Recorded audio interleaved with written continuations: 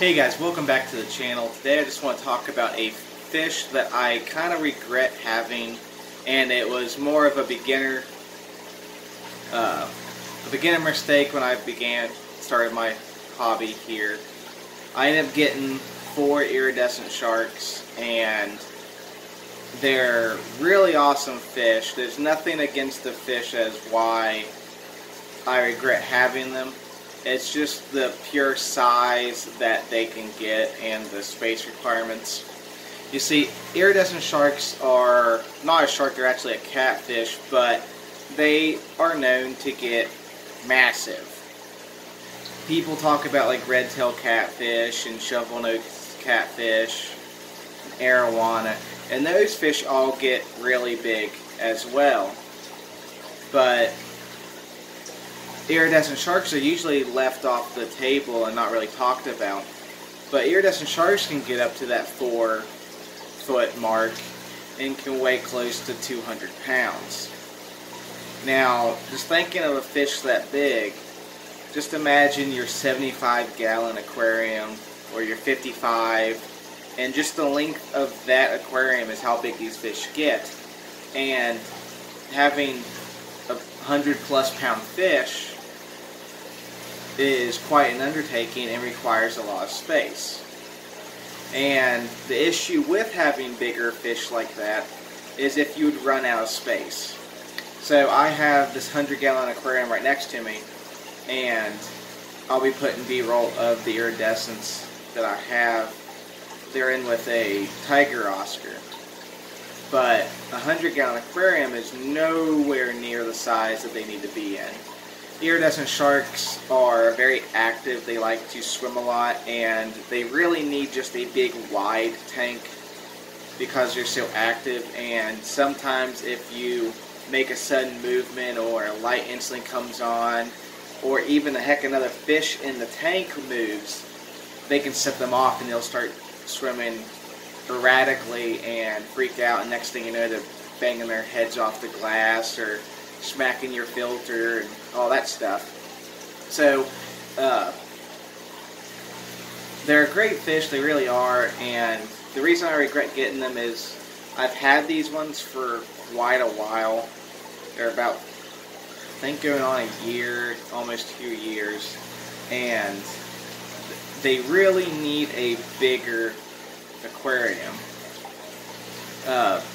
I think the space requirement for maybe one iridescent is maybe 1,000 gallons if it's set up right. See, I don't want to have a 1,000-gallon aquarium that's only 4 foot wide and so many feet tall, because again, these fish like to swim around a lot, so they really need like a 1,000-gallon aquarium or larger for just one that's basically like a big floor plan. They need a big wide tank so they can actually swim comfortably and be able to turn around. Now the ones that I got are close to about, let's say about a foot to 18 inches is what they're pushing, and that's a big fish, and a 100-gallon aquarium is nowhere near the size that they need to be in. The problem that I'm running into now is here in West Virginia, we can't just put a big pond outside or like a pool pond that other YouTubers do, because in the winter it gets too cold here and can freeze and bust those type of setups. So I've been looking into seeing what a greenhouse would do, if a greenhouse would actually keep enough heat in during the winter here to where I could at least maybe somewhat heat the greenhouse during the winter in those colder months, to where I can actually have a pool or a big fish tank or a big pond set up basically with some canister filters and pond plants to be running to have these fish in.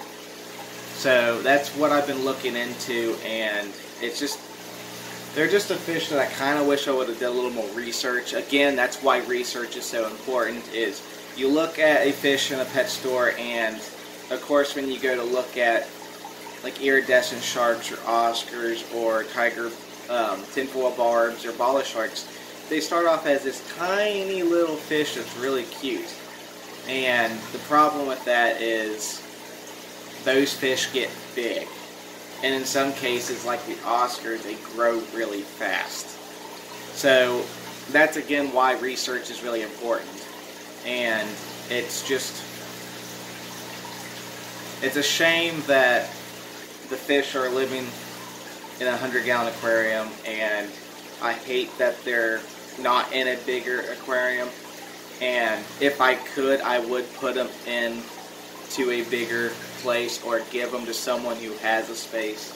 But unfortunately, nowhere that I know of around here has a setup that is suitable for the iridescent sharks, or you can't go give them to pet stores because they'd be stuck in smaller tanks as well, even smaller than the one that I have now.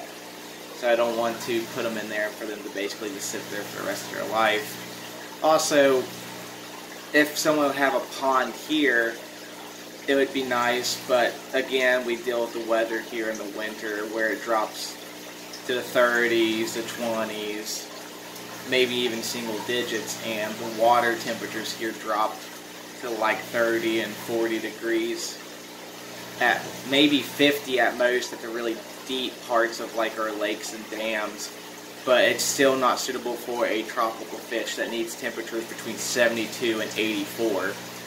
So that's the issue with having bigger fish, is if you find out that you can't home them, or you don't like the fish anymore, or it's too aggressive, the bigger fish are really hard to rehome and get rid of. And that's why places like Ohio Fish Rescue is such a great place, because they have the means and the tank size and the ability to take those big fish and give them their forever homes where they can grow up in good water quality, large tanks to where they don't get stunted, and just be able to live their life as if they were out in the wild. So yeah, guys, that's just the reason why the iridescent sharks are my kind of the fish I kind of regret getting, because of their size. They're really cool fish. Again, it's nothing against the fish. The fish are awesome. They're fun to watch and sometimes even funny, but just knowing that the size that they get, and if I can actually put up a pool out here in West Virginia to where it stays relatively warm all year round, and I could do that, then these fish will for sure go out there and actually have a decent life. So there you are, guys. Hope you enjoyed this video. I just wanted to give you an insight of one of the fish and kind of my regrets about getting them.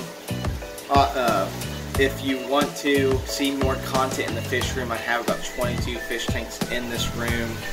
There's always something to talk about, always something to see, and I like posting videos for people to enjoy or maybe even learn something. So if you like to have more of that content, hit the subscribe button, and if you like this video, give it a thumbs up. It really helps. And comment below what you think I should try to do for these iridescent sharks, or if you know what the temperature of a greenhouse stays in colder temperatures, also put that in the comments below. And if you have a fish that you regret buying, or you have in the past, or any beginner mistakes that you've made, put down in the comments below. I like reading them, and plus anyone else who watches the video and looks at the comments can see and learn from that as well. Anyways, as always, guys, be safe, keep keeping fish, and I'll see you the next time.